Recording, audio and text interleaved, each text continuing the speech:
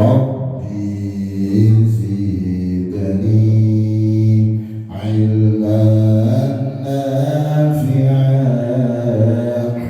wa wafiqni amalan sholihan.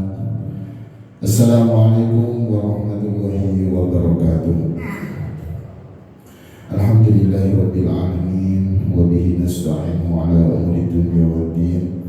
Wassalatu wassalamu ala asyrafil anbiya'i wal mursalin sayyidina wa maulana Muhammadin wa ala alihi washabbihi ajma'in.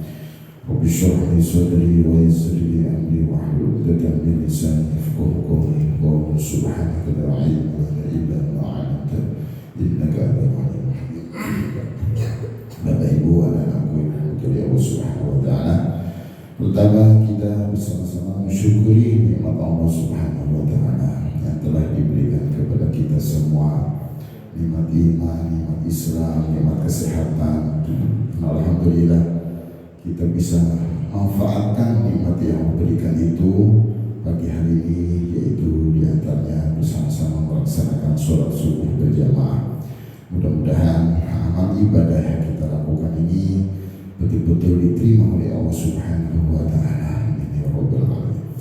Salawat serta salam mudah-mudahan tetap tercurahkan kepada junjungan kita Nabi besar Muhammad sallallahu alaihi wasallam, kepada para keluarganya, para sahabatnya dan seluruh umatnya. Mudah-mudahan kita termasuk umatnya yang istiqomah menjalankan sunnah-sunnahnya. Bapak Ibu, anak-anakku rahmati oleh Allah Subhanahu wa taala, sebelum kita mulai kajian kitab Nashihul Qadr, mari kita bersama-sama tawassul khususnya kepada pengarang kitab. Bismillahirrahmanirrahim. Muhammadin sallallahu alaihi wasallam. Syauli lailahumul Fatihah. A'udzu billahi minasyaitonir rajim.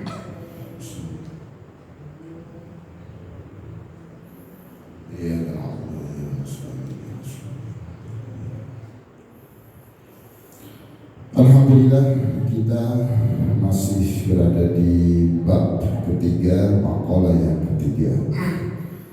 Makalah ketiga ini perkataan dari sahabat Umar radhiyallahu anhu, sahabat Nabi yang tentunya penuh dengan keistimewaan. Qala al-mu'allif rahimakumullah wa nafa'ana bihi wa bil ulumi fid dunya. Wa husnut tadbiri ay ijra'ul umuri ala ilmil awaqibi. Wa husnut tadbiri, dan perenungan yang terbaik. Ay ijra'ul umuri ala ilmil awaqibi, yakni melaksanakan perkara-perkara berdasarkan mengetahui akibat-akibatnya. Hal tersebut itu nisful ma'isyati, adalah separuh kehidupan. Wa hiya maksabul insani alladhi ya'ishu bisababi, yakni lahan kerja manusia itu bisa hidup disebabkan karena hal tersebut.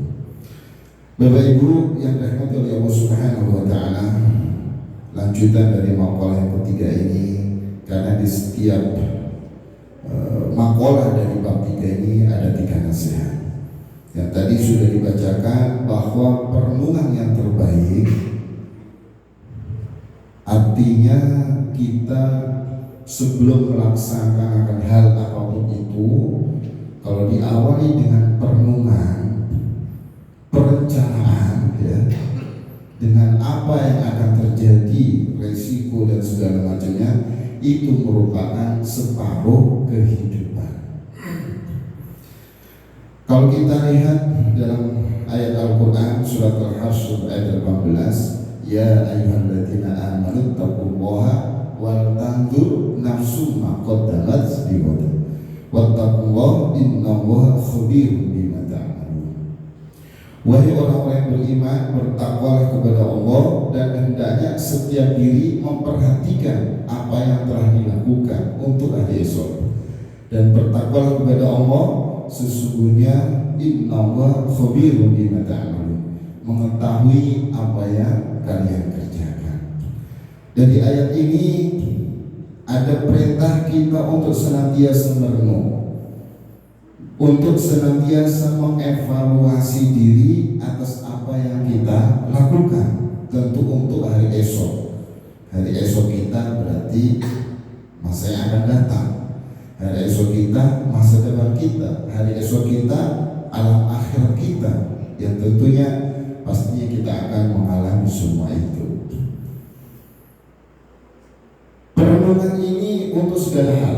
Makanya di sini dijelaskan ijra'ul umuri, melaksanakan perkara-perkara yang berdasarkan pengetahuan atas akibat-akibatnya, termasuk urusan pekerjaan pun, urusan bisnis, semuanya itu apabila diawali dengan perencanaan, perenungan, dia sudah mendapatkan separuh kehidupan, separuh kesuksesan, separuh keberhasilan.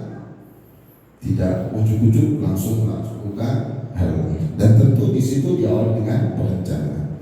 Makanya kita kenal dan bapak-bapak tentunya ya sudah pasti paham ya tentang fungsi-fungsi manajemen, ada planning, ya, ada perencanaan, terus kemudian ada organisasi, terus kemudian ada actionnya, aktualnya, ya, terus kemudian ada kontrolnya dan seterusnya. Itu artinya sebelum kita melakukan apapun itu harus diawali dengan perencanaan. Jangan jauh-jauh bangun rumah saja kalau tanpa perencanaan, tentu merupakan suatu hal yang sangat-sangat beresiko. Ya, bangun masjid tanpa perencanaan, ya tentu banyak ide dari segala macamnya, ide ini, ide itu dan seterusnya. Tentu akan memperlambat dalam proses pembangunan. Nah, itu sebagai contoh saja. Dalam urusan di sini kalau nggak kita perencanakan, kalaupun berhasil itu adalah suatu kebetulan. Kalaupun berhasil, karena nggak didahului dengan perencanaan. Perencanaan, berbicara tentang perencanaan, di situ ada perenungan. Perenungan apa nih ketika kemudian melaksanakan ini, berakibat apa, manfaatnya apa, mudaratnya apa, biar berhasil nanti seperti apa dan seterusnya. Itulah pentingnya namanya perencanaan, perenungan. Nah, dari situ kita betul-betul bisa belajar bahwa perenungan yang terbaik itu merupakan separuh kehidupan. Jadi artinya kita harus banyak-banyak merenung gitu, agar kehidupan kita ya separuhnya bahkan itu pun sudah kita dapatkan walaupun belum kita lakukan. Sekedar merenung, sekedar merencanakan, sekedar memplanning begitu, akhirnya apa? Separuh dari keberhasilan, kesuksesan itu akan kita dapatkan. Nah, maka tentu kalau kita lihat ayat tadi yang disampaikan bahwa kita itu diperintah untuk merenung dan tentunya merenung untuk apa? Untuk masa depan kita yang betul-betul harus kita persiapkan.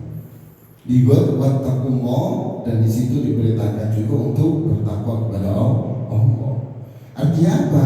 Setiap apa yang kita lakukan ya, setiap kesempatan, setiap waktu, setiap aktivitas apapun itu harus kita dasari dengan evaluasi. Evaluasi itu bagian dari perenungan. Perencanaan juga bagian daripada perenungan. Termasuk menuntut ilmu juga harus ada perencanaan.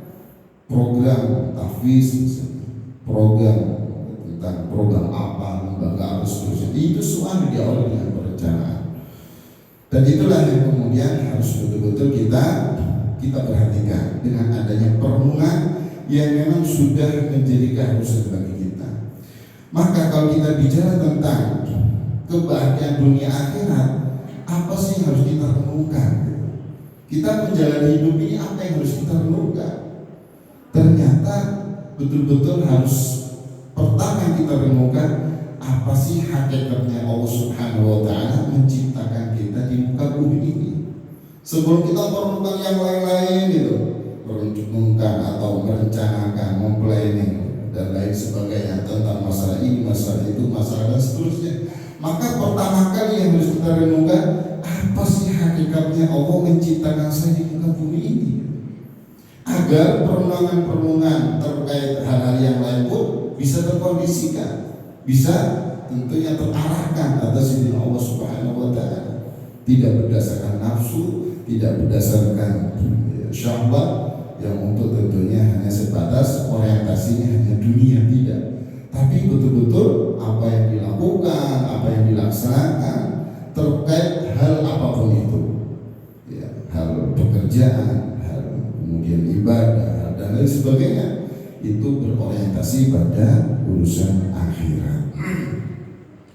Nah, apa hakikatnya Allah Subhanahu wa Ta'ala menciptakan kita di muka bumi ini?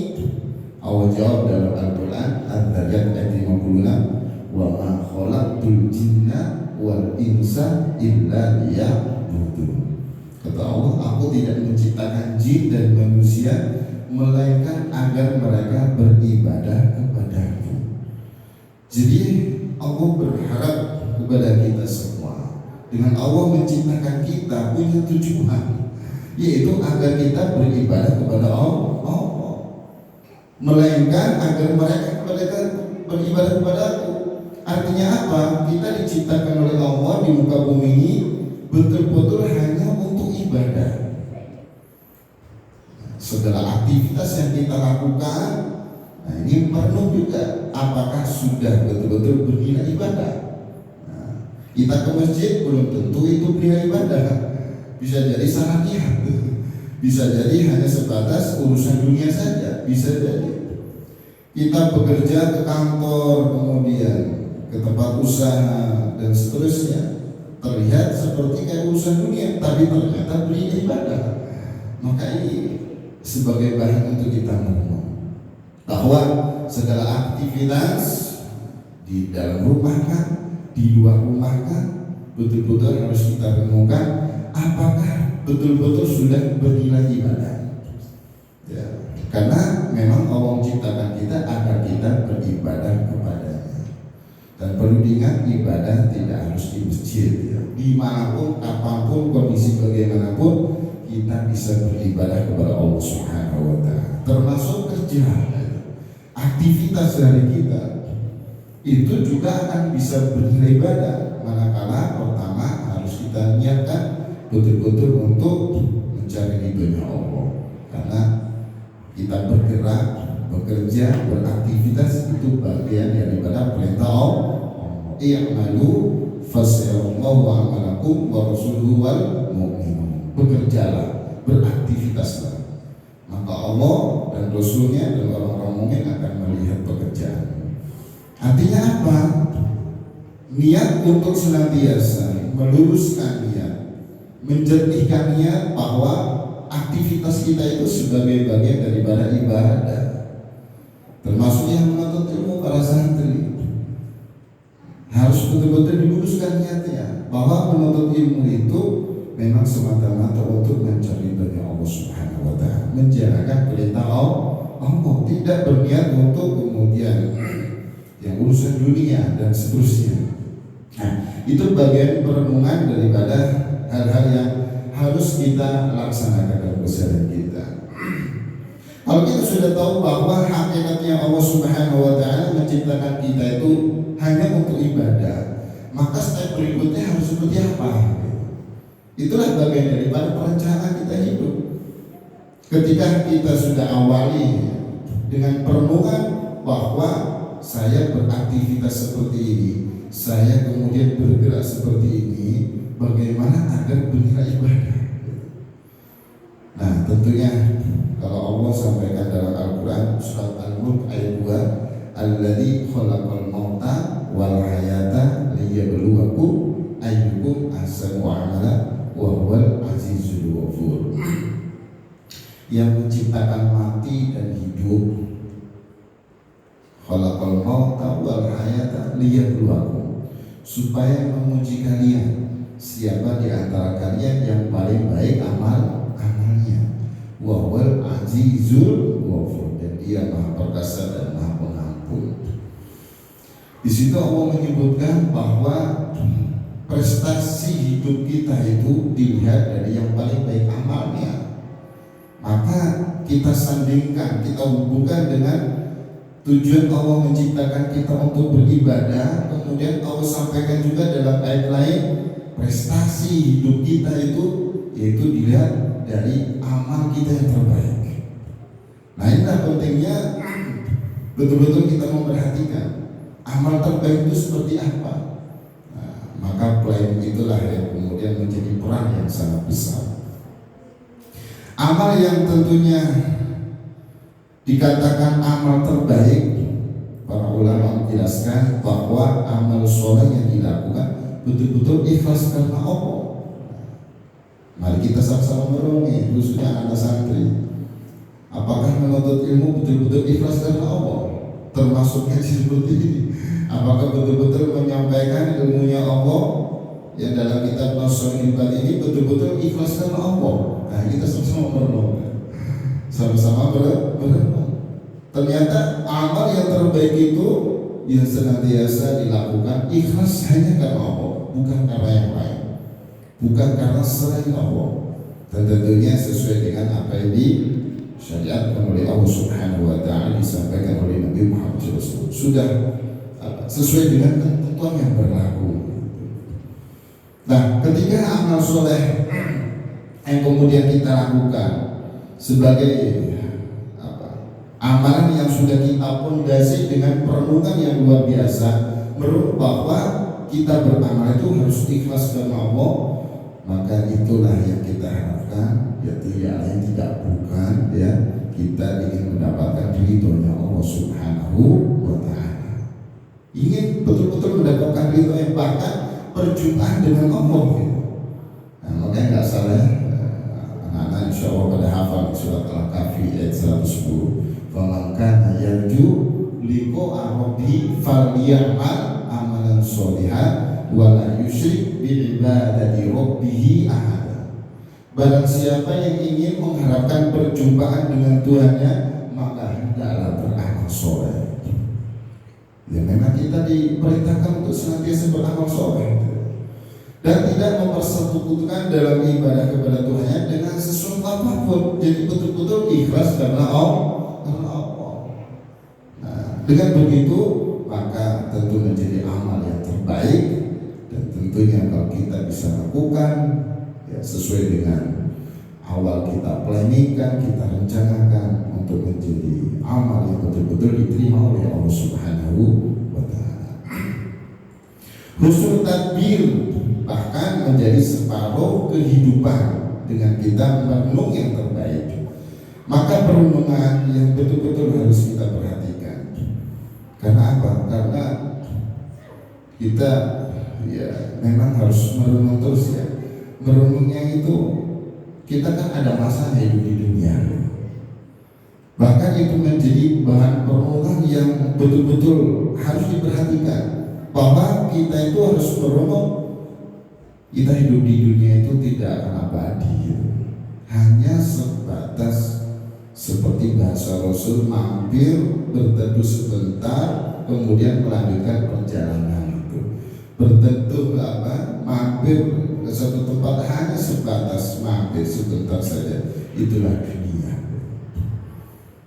Bahwa nggak ada yang abadi kita di dunia ini, pasti ada batasnya. Maka itu perlu perenungan gitu. Kalau ada batasnya kita di dunia ini, setiap dari kita pasti akan mengalami yang namanya fase kematian, dan di situ dibutuhkan yang namanya bekal. Itu juga butuh perenungan. Ya, makanya tadi di ayat sudah jelas, bahkan ayat dalam surat Al-Hajj ayat 18 itu perintah kita untuk muhasabah, merenung ya. Itu diambil dengan dua perintah takwa. Itu sangat spesialnya.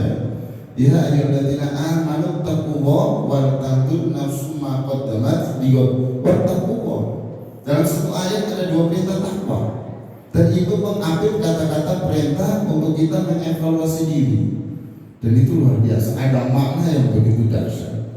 Ternyata kalau digali, betul-betul digali tentang ayat itu ya, para ulama menyampaikan bahwa dengan mengevaluasi diri akan menjadikan seseorang semakin bertakwa kepada Allah Subhanahu wa Ta'ala, semakin tahu, semakin paham apa yang harus dilakukan dalam apa, dalam kesehariannya.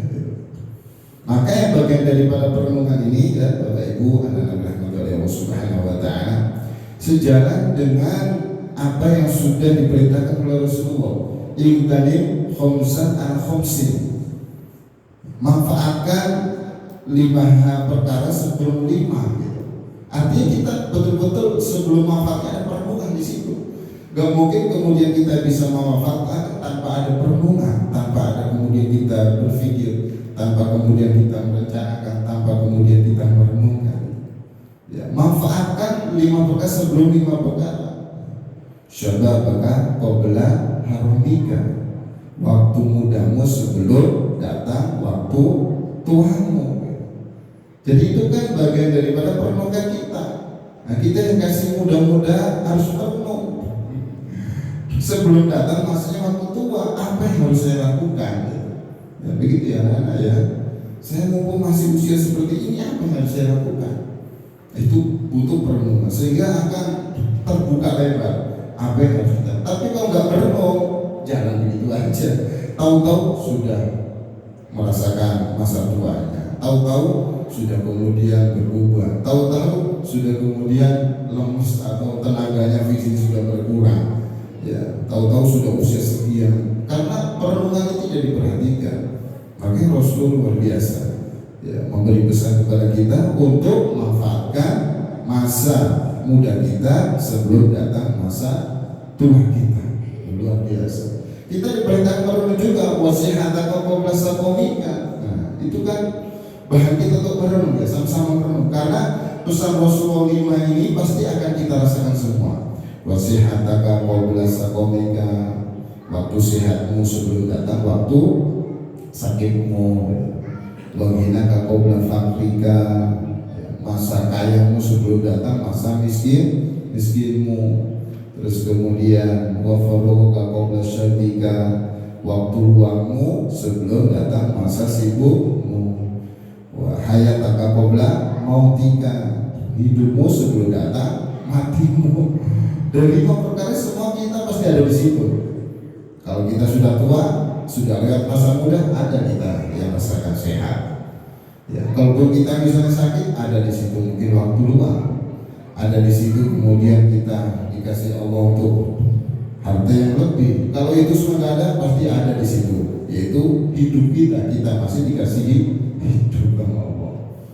Nah, pentingnya kita merenung. Kalau kita dikasih sehat, apa yang harus saya lakukan dari kesehatan ini?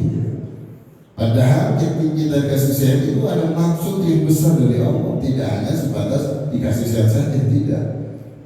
Bagaimana kesehatan kita ini betul-betul dimanfaatkan sesuai apa yang menjadi kewajiban kita hidup di dunia.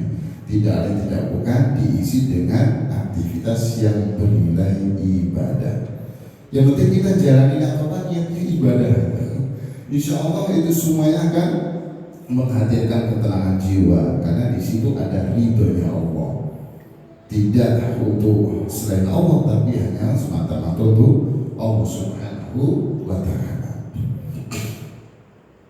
Wa inaka qabla faqrika, manfaatkan masa kayamu sebelum datang masa fakirmu. Terus kemudian wafaruka qabla syadika, manfaatkan waktu luang, mumpung lagi luang, mumpung lagi kosong, mumpung lagi kita sempat untuk betul-betul dimanfaatkan. Nah, yang terakhir masa hidupmu sebelum datang kematian. Nah, kalau kita dikasih hidup harus merenung apa nih gitu sebelum datang masa yang namanya kematian. Nah, kasih hidup usia kita hari berganti hari terus bertambah. Dikasih sampai kemudian usia mungkin di atas 63 tahun gitu ya, dan itu menikmati yang Allah berikan yang harusnya memang dinikmati. Dan ketika usia-usia itu terus bertambah, maka apa yang menjadi perjuangan kita agar kita itu menjadi manusia yang terbaik? Karena ada konsekuensinya. Bertambahnya usia kita bisa jadi kita menjadi manusia terburuk, gitu. Bisa jadi juga menjadi manusia terbaik. Ada konsekuensinya. Kalau kita lihat hadis Nabi, khairun nasi man tala umruhu wa hasuna amaluhu, wa syarrun nasi man tala umruhu wa sa'a amaluhu. Sebaik-baik manusia yang panjang umurnya, artinya dikasih panjang sama Allah usianya, dan wahasuna amaluhu, dan baik amalnya. Manusia terbaik. Manusia terburuk juga tidak kalah pentingnya dikasih panjang sama Allah. Mantola umuru tapi wasa amaluhu, kasih umur yang panjang tapi buruk amalnya. Nah, maka ini butuh perenungan. Terus kita ulang-ulang bahasa perenungan. Kenapa? Husnul tadbir itu nisful maisha, separuh kehidupan, separuh keberhasilan, separuh kesuksesan. Betul-betul harus kita renungkan. Bagaimana agar hidup kita ini sukses, bahagia, terus kemudian bisa bermanfaat, ya. Tentu harus ada perenungan. Maka perenungan inilah apa sih tujuan hidup kita, itu harus betul-betul sama-sama kita renungkan agar kita untuk menjalankan aktivitas sehari itu lebih berhati-hati, karena kita tahu apa hakikatnya kita hidup, yaitu untuk ibadah kepada Allah Subhanahu wa Ta'ala. Ketika kita dikasih usia panjang, walaupun usianya masih usia anak-anak, tapi terus kemudian Allah kasih kesempatan untuk hidup, berarti akan terus dipanjangkan usianya. Dan di situ kita diperintahkan untuk senantiasa beramal soleh, melakukan banyak amal kebaikan. Nah, dari situ bagaimana prosesnya agar kita menjadi manusia terbaik? Itu khairun nas, berarti manusia terbaik, luar biasa. Khairun nas, sebaik-baik manusia. Dan kita kasih usia panjang yang kemudian beramal soleh, amal yang bagus. Prosesnya bergantinya waktu yang kita jalankan, detik berganti detik, menit berganti menit, ya. Kemudian jam berganti jam, atau hari demi hari, pekan demi pekan, bulan demi bulan. Terus berganti waktu ini tidak lain tidak bukan kita harus melihat bagaimana agar kita menjadi semakin baik, semakin berkualitas. Karena Rasulullah bersama kita, maka yaumuhu khairan min amsi fahuwa robihun, wa maka yaumuhu mithla amsi fahuwa khusrun, wa maka yaumuhu syarran min amsi fahuwa ma'un. Jadi barang siapa yang hari ini lebih baik dari hari kemarin, maka dia beruntung. Jadi proses kita menjadi manusia terbaik yang terus dikasih nikmat hidup oleh Allah untuk terus beramal soleh, prosesnya berusaha hari demi hari terus ada perbaikan di situ. Semakin baik dan semakin baik agar kita menjadi manusia beruntung. Tapi kalau nggak ada perubahan, hari ini sama dengan hari kemarin, maka dia khosir, dia termasuk orang yang rugi. Harusnya berarti kita tiap hari itu ada perbaikan. Ya, harus ada motivasi kita untuk senantiasa menjadi manusia yang senantiasa terus istiqomah dalam menjalankan amal soleh. Karena apa? Bapak Ibu Allah rahmatullahi subhanahu wa ta'ala, karena kita masih dikasih hidup ini merupakan karunia yang besar. Sebelum datangnya kematian yang nanti akan kita rasakan, kita masih bisa bergerak, masih bisa kemudian bernafas, menggerakkan kaki, tangan, mulut, semuanya, hati kita, semuanya kita masih bisa menggerakkan. Artinya apa? Itu Allah kasih anugerah besar, ya. Kesempatan hidup, kesempatan untuk kita beribadah merupakan anugerah besar yang Allah berikan kepada kita semua. Bahkan nih, kesempatan yang Allah berikan ini, ya, itu lebih berharga dari harta yang kita miliki, ya. Ya, kalau Bapak Ibu, apalagi Bapak-bapak di sini, ya, semuanya tentu menguasai dari ilmu bisnis. Harta kalau kita miliki kemudian lepas dari tangan kita, dari diri kita, Atas izin Allah, dengan ilmu yang kau berikan, kita pun masih bisa mengenalinya, masih bisa mencarinya, masih bisa kemudian mengulangi, menikmati kembali harta itu. Tapi kalau kesempatan hidup kita, ya, kesempatan usia, umur kita sudah berlalu, gak mungkin bisa kita akan rasakan kembali, gak mungkin bisa terulangi kembali itu waktu, itu kesempatan, gak mungkin, bahkan mustahil. Nah ini harus kita renungkan gitu, maksudnya kita udah usia 20 tahun gitu, nggak mungkin kita mau balik usia 5 tahun dong. Usia 50 tahun nggak mungkin akan kembali ke usia 10 tahun, nggak mungkin. Maka di situ butuh perenungan, mumpung Allah kasih hidup ya. Manfaatkan betul-betul, itu kata Rasulullah. Mumpung Allah kasih sehat, manfaatkan ya. Mumpung Allah kasih kaya, manfaatkan. Mumpung Allah masih kasih luang waktu, manfaatkan. Mumpung Allah masih kasih kita muda, harus dimanfaatkan. Merupakan satu anugerah besar dari Allah Subhanahu wa Ta'ala, kita diberi kesempatan ini. Makanya yang harus betul-betul kita perhatikan ya, Bapak Ibu dan rahmati Allah Subhanahu wa Ta'ala. Buah dari perenungan itu, buah dari perenungan kita akhirnya jadi paham. Tidak ada yang tersisa dari waktu, kesempatan yang kau berikan untuk kita. Sudah lewat begitu saja, kecuali apa-apa yang ditulis oleh malaikat. Nah ini penting juga, harus berenung. Karena segala aktivitas yang kita lakukan ya, anak-anak santri aktivitas di pondok, ngaji, menghafal Quran, ngaji kitab dan seterusnya. Bapak Ibu aktivitas di rumah, di luar rumah, semuanya itu semuanya tertulis dan nggak ada yang terlewat sedikit pun oleh malaikat. Semuanya tertulis. Sesuatu yang kecil yang besar semuanya tertulis. Kalau saya mau tertulis, kalau nggak kita renungkan, yang penting jalan begitu saja, betul-betul ada penyesalan suatu saat nanti. Itu yang harus kita renungkan. Wa kullu syai'in fa'aluhu fi zubur wa kullu sawirin wa kabirin mustaqar, dalam surat Al-Qamar ayat 52-53. Segala sesuatu yang dilakukan ditulis di buku catatan. Mana ditulis segala sesuatu. Ya Allah Maha Kuasa, Allah Maha Segalanya. Walaupun jumlah kita miliaran, triliunan di seluruh dunia ini, ya, mulai dari manusia bernama Nabi Adam sampai nanti akhir, Allah nggak akan merepotkan menulis amal kita satu persatu.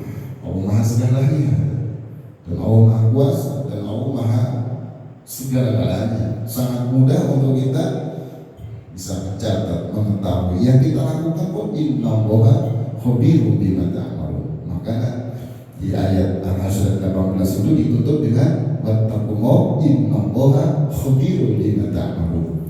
Sesungguhnya Allah itu mengetahui atas apa yang kalian lakukan. Jadi kita diperintahkan bertakwa, kemudian diperintahkan untuk merenung, mengevaluasi diri, bertakwa. Ingat Allah itu tahu pekerjaan kalian, begitu maksudnya. Kalau tahu berarti harus kita apa? Kalau sudah merenung bahwa Allah tahu, apa sekiranya biar Allah itu ridho sama kita, gitu. Biar Allah itu senang bangga sama kita, itu apa? Tadi wa ma khalaqtul jinna wal insa illa liya'budun. Segala aktivitas apapun yang kita lakukan, belajar ya, untuk menjernihkannya, meluruskannya, bahwa segala aktivitas yang kita lakukan itu bernilai ibadah. Bukan untuk ibadah saja. Di pasar kita, itu kita niat ibadah. Di jalan pun kita niat beribadah. Apalagi di masjid, apalagi kemudian di tempat-tempat yang harus kita betul-betul niat untuk ibadah. Dimanapun, kapanpun, kondisi bagaimanapun, kita masih bisa terus untuk beribadah kepada Allah Subhanahu wa Ta'ala. Nah, perenungan ini sangat penting sekali. Kenapa? Karena segala aktivitas yang kita lakukan itu ditulis oleh malaikat. Bahkan yang kecil yang besar pun ditulis. Wa kullu sawirin wa kabirin mustaqar.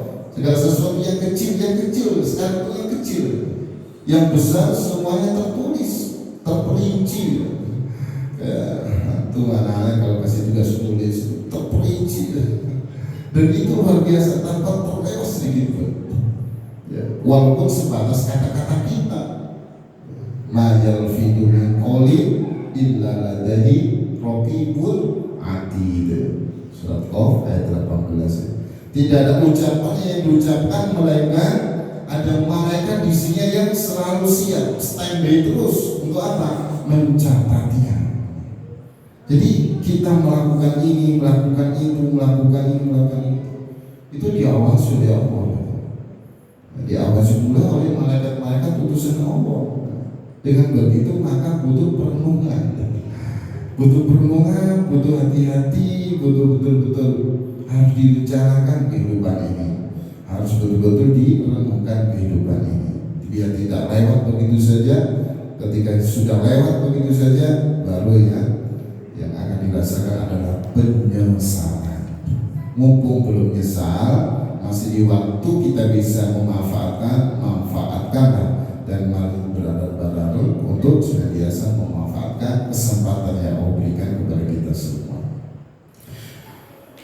Ma yarfidu min qawlin illa ladaihi raqibun atid. Walaupun sebatas kata-kata itu juga harus kita perhatikan karena ada malaikat yang selalu mencatatnya. Maka di situ pentingnya kita untuk senantiasa menjadikan hidup ini penuh dengan prestasi kebaikan. Bagaimana sih biar saya itu bisa menjadi atau melakukan amal yang bernilai baik? Pokoknya intinya gitu saja. Apapun yang saya lakukan, pokoknya bagaimana cara biar niatnya baik. Dan itu butuh perenungan. Misalnya kita bekerja, kalau hanya sekedar bekerja saja, nggak kemudian kita renungkan apa sih tujuan saya bekerja ini, itu kan butuh perenungan ya. Ya, termasuk juga yang menuntut ilmu, apa sih saya kok menuntut ilmu ya?